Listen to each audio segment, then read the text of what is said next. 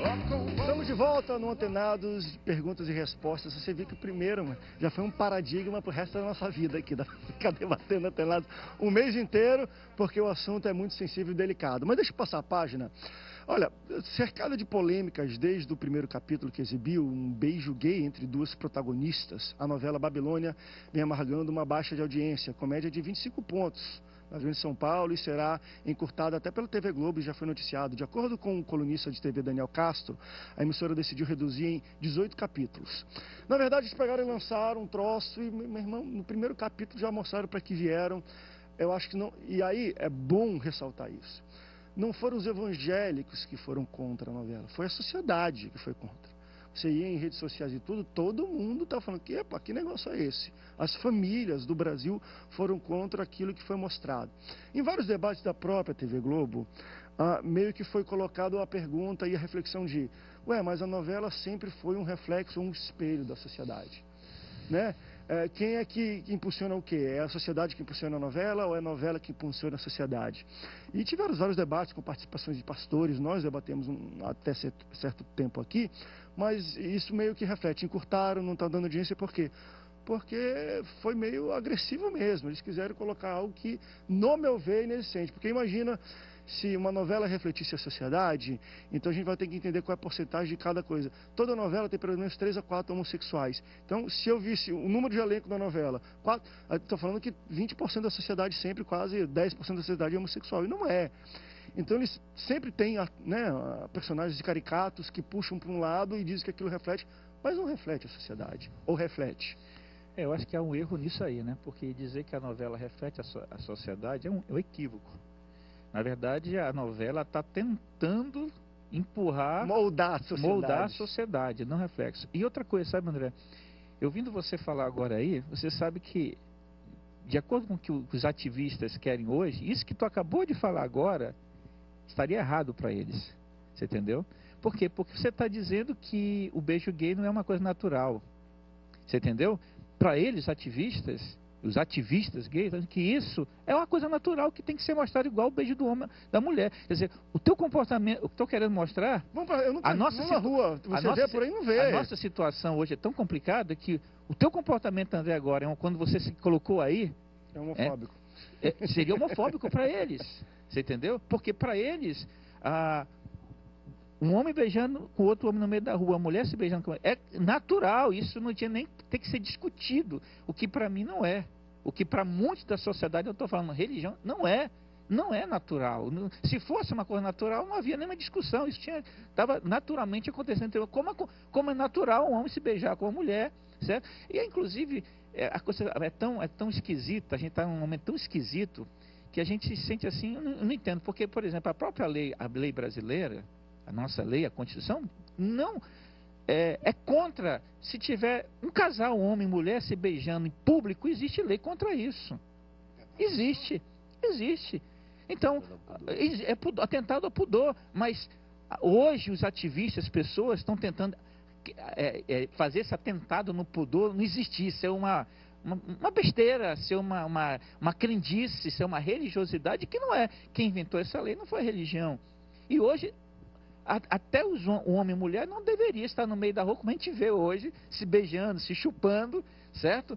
E agora quer o homem como. Então, para você ter ideia, André, que o absurdo é que a tua colocação que você fez agora estaria errado para os gays, porque é natural que apareça o homem se beijando, mas a própria sociedade percebeu que não é natural, que incomodou as pessoas. Porque se fosse natural, não incomodaria. Como incomoda ver ato sexual na televisão, incomoda. A sociedade está dizendo, a televisão está impondo, não, isso é natural. Mas espera aí, natural para quem... Os próprios jornalistas estão na televisão, quando eles falam aquilo, eu fico olhando para o jornalista, quando eles criticam as pessoas que são contra o beijo, né? Eles próprios às vezes falam aquilo, a gente nota que é robotizado, no coração, no íntimo. Ele não gostaria de ver o filho dele se beijando com outro homem. Eu quero ver quem que faça isso. Ele talvez faça ali. A ideia, pastor, que às vezes passa pela mente da gente e ela não venha a virar expressão, porque seria uma acusação, de leviana até, admito. Mas a pessoa que defende, nós podemos colocá-la no rol de. Porque se ela está defendendo uma posição tão veementemente, é porque também está jogando com a mesma camisa, na minha cabeça. Agora, o que me deixa estarrecido é que é voz geral o direito à expressão e o direito a expressar as suas próprias opiniões. Mas eles querem limitar, principalmente os evangélicos, de se expressar. Exatamente. De ser contra. E com base no livro dos livros.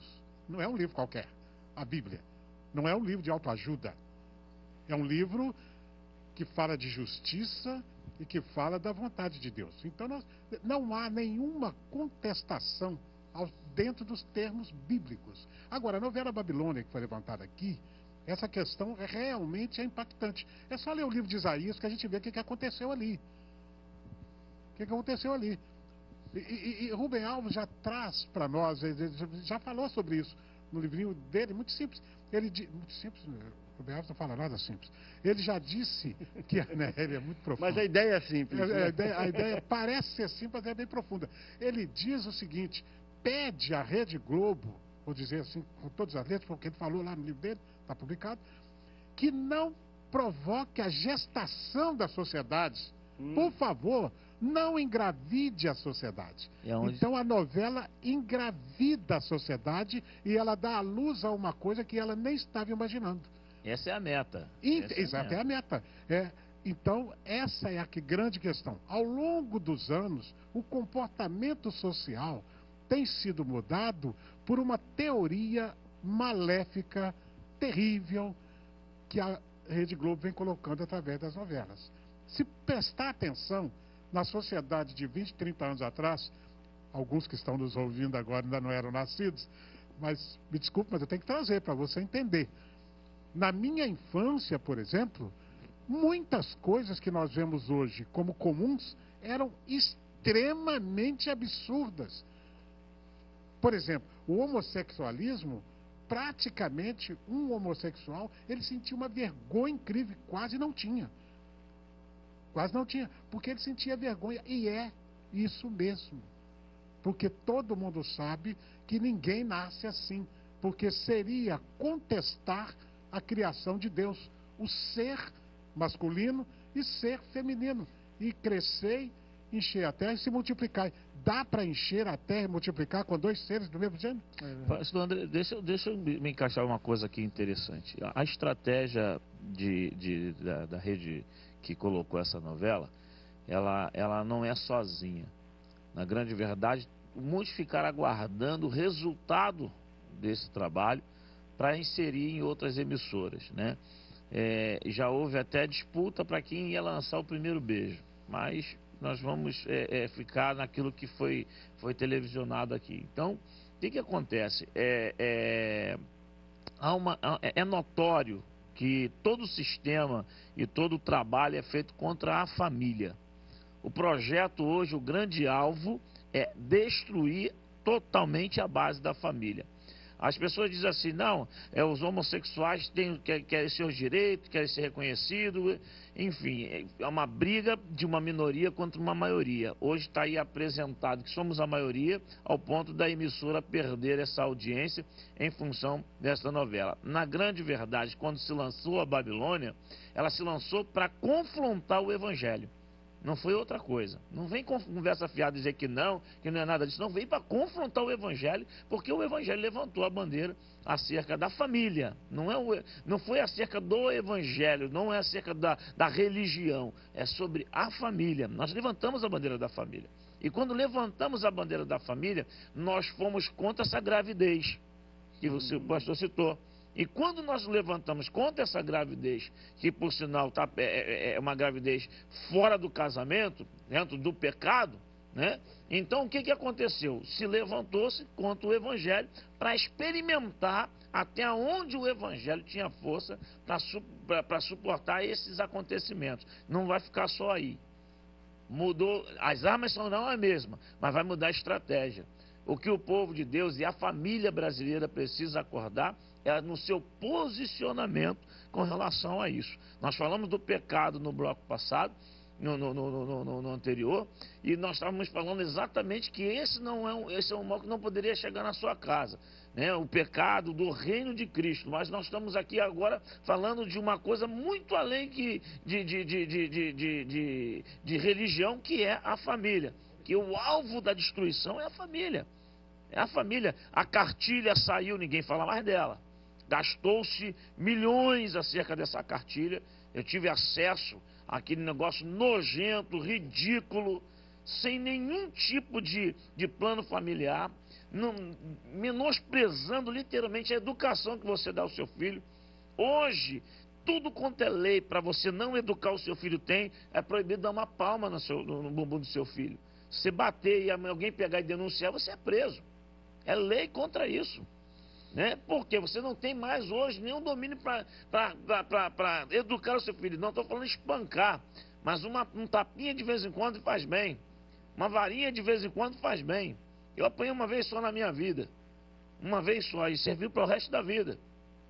E isso não me fez mal, foi muito bem. Então hoje, tudo que é contra a família, ela anda e está nas veias dos nossos governos e estão passando, que é o pior. Se hoje os pastores não levantam a bandeira contra essa tal da PEC 122, nós estávamos lascados. Se você estudar a lei, pastor André, ela vai contra toda a sociedade, só a favor deles. Eles passam a ser uma raça. E nós somos o quê? Deve ser sub-raça. Ou raça ruim. Agora, pastor, tem uma coisa muito... Desculpa, pastor. Não. Tem uma coisa muito interessante que às vezes a gente percebe. A família é intocável. A família foi criada por Deus. Ponto. Você pode casar 200 vezes, você vai ter 200 ex-famílias. Você acaba com o lar. O lar é a constituição social, é o lar. Conviver, você pode acabar com a convivência, etc. Mas você não acaba com a família. Tanto assim que sogra vai ser sempre sogra. Se o camarada casar 10 vezes, vai ter 10 sogras. Problema dele. Né? Mas aí, agora, a família, ela é intocável, indissolúvel. O lar, sim. O que é que eles estão atacando para tentar tirar a ideia original de família? É o que o pastor colocou. Criando regras possíveis de acabar com a convivência com o lar. E nessas interferências, que foi colocado muito bem, eu não preciso repetir, essas interferências, elas vão tentando colocar na cabeça do povo que ele pode ter quantos lares, quanto eles quiserem. E eles estão chamando essa dissolução de lares de dissolução de famílias. Há uma confusão do conceito de família teológico. Há duas coisas acontecendo além da prática do homossexualismo. Você vê o espiritismo, a profundeza que a rede de televisão está procurando também, quer dizer, ela está misturando, dizer que a religiosidade, porque ali são pessoas espíritas que são religiosos, mas que podem fazer qualquer tipo de coisa na família. Aí você vê dentro daquela religiosidade o espiritismo, e as pessoas praticando o espiritismo, né, cometendo pecados, erros de família, onde ele trai a esposa, que aquilo é uma coisa natural, né? Onde a filha pode ter sexo, deve ter um relacionamento sexual cedo, junto em casa com o pai, onde onde o filho aceita a mãe ser bissexual, o pai ser bissexual, né? O relacionamento entre pai e filho em casa com o namorado, com a namorada, quebrando todas aquelas coisas que a gente sabe que a Bíblia tem suas reservas quanto à atitude, à posição da idade. Não, aí diz, mas é porque a igreja e a Bíblia, eu vi alguém comentando, né? Foi contra o sexo. Não, a igreja nunca foi, a Bíblia nunca foi contra o sexo, nem a igreja nunca foi contra o sexo. Ela foi sobre a prática errada, no momento errado da prática do sexo. A como praticar, a época de praticar, como fazer o sexo. Não contra o sexo em si, mas eles ficam colocando isso. E hoje a gente está vendo, primeira coisa o espiritismo muito forte na televisão, principalmente na Rede Globo, então estamos citando aqui, onde ela pratica, onde a gente conhece que os seus líderes são praticantes, A gente tem notícias sobre isso. E lá você vê que todas as novelas, quase todas, sempre tem o espiritismo na frente. Aparecendo alguém, que as pessoas são enganadas, né? Então, Maquiavel, pensando que o seu antepassado. Não, são demônios que se possessam das pessoas, que conhecem a vida das pessoas e ficam ali falando como se fosse. E as pessoas coitadas, que não conhecem a Bíblia, não conhecem a palavra de Deus, ficam achando que na verdade são seres que já morreram, que estão voltando para falar com entes queridos. Na verdade não são. A gente sabe que são demônios, certo? Encarnados em outras pessoas que mentem. Se passando por eles, né? Vide aquela novela que passa antes do Jornal Nacional, que eu não sei o nome dela. Antes e depois também, né? A que vem depois também dá, né? Exatamente.